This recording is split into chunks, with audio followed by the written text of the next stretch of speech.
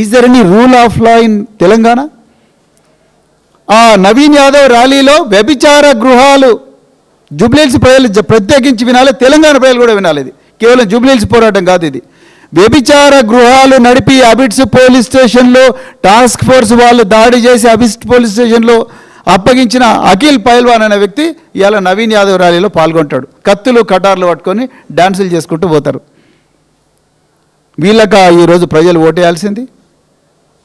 ఎన్నో murder కేసులుండే, rape కేసులుండే వాళ్ళకి మీరు పెట్టుకొని తిరుగుతున్నారు. ఇవాళ పోలీసు వాళ్ళందరూ కూడా, ఇవాళ ఇంటెలిజెన్స్ వ్యవస్థ మొత్తం కూడా, వెస్ట్ జోన్ పోలీసులందరూ కూడా ఇవాళ ఈ గూండాలను రౌడీలను కాపాడి న్యాయబద్ధంగా ఇవాళ ఎన్నికలు జరుపుతున్న బీఆర్ఎస్ పార్టీకి వ్యతిరేకంగా వీళ్ళని ఎట్లన్నా అణిచివేయాలని చెప్పి పనిచేస్తున్నారు. ఇవాళ బాబా ఫజీద్దీన్ అనే వ్యక్తికి 2 గన్మెన్లు ఇచ్చిండ్రు.